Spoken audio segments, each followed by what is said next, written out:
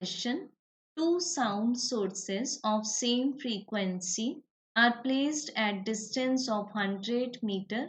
An observer when moving between both sources hears 4 beats per second. The distance between sound source is now changed to 400 meter. Then the beats per second heard by observer will be. सो बच्चों given है हमें यहाँ दो cases, इनको मान लेते हैं case 1 and case 2।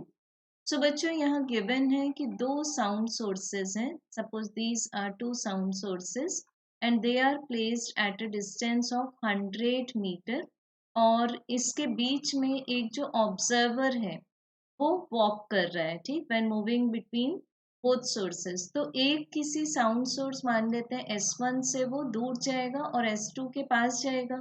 तो बच्चों यहाँ पर ड्यू टू डॉपलर्स इफेक्ट हम फेनोमेना लगाएंगे यहाँ पर डॉपलर्स इफेक्ट का।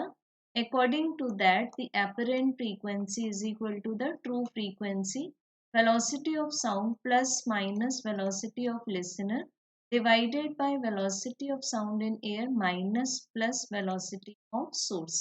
तो बच्चों ये लिसनर जब दोनों सोर्सेस के बीच में वॉक करता है तो उसको सुनाई देती है नंबर ऑफ बीट्स एन 1 मान लेते हैं उसको 4 बीट्स पर सेकेंड।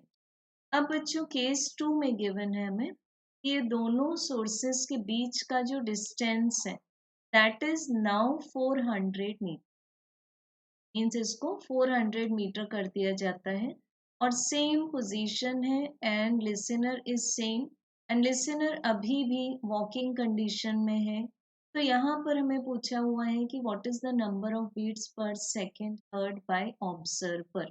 सो बच्चों यहाँ मेन पॉइंट ये है कि डिस्टेंस पहले था 100 metre and now the distance is 4 times of previous distance, it means 400 metre.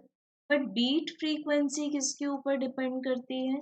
Beat frequency mainly depends on the sources कि सोर्सेज की फ्रीक्वेंसी क्या है, not on the distance as well as on the relative motion of the listener and source। so अभी भी answer क्या होगा 4। so correct answer is option 2 4। thank you।